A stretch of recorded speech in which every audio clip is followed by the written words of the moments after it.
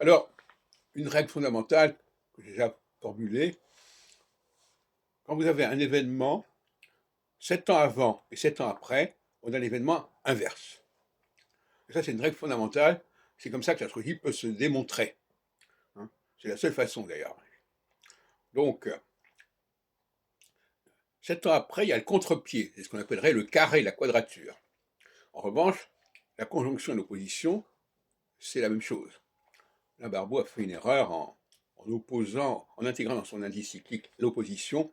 Au lieu de la mettre en même temps que la conjonction, il l'a mis dans un processus où le graphique se monte, alors qu'en fin de compte, l'opposition et la conjonction, c'est pareil.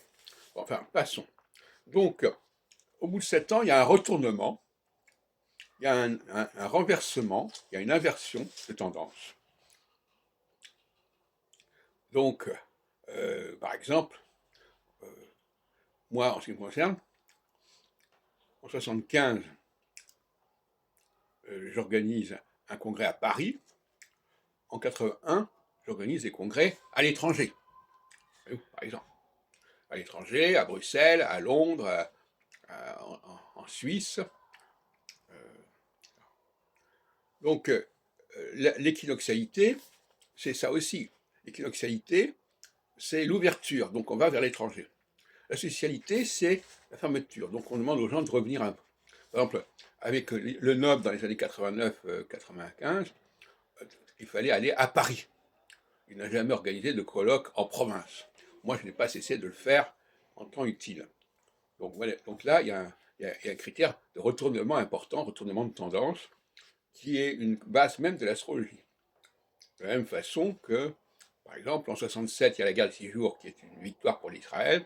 En 73, donc 6-7 ans plus tard, c'est la guerre de Kippour qui est beaucoup plus problématique pour Israël. De la même façon, en 38, c'est la victoire nazie, c'est les accords de Munich, etc. En 45, c'est la capitulation. Oui. Donc il y a toujours un renversement qui n'a pas été suffisamment mis en avant. Par exemple, pour De Gaulle, il réussit ses référendums en 62, il les rate en 69. Oui. 7 ans d'écart. Bon, Giscard, il arrive à la présidence en 74, il échoue en 81, 7 ans d'écart. Et pour Macron, il réussit en 2017, et actuellement, sa situation n'est pas très enviable, etc., etc.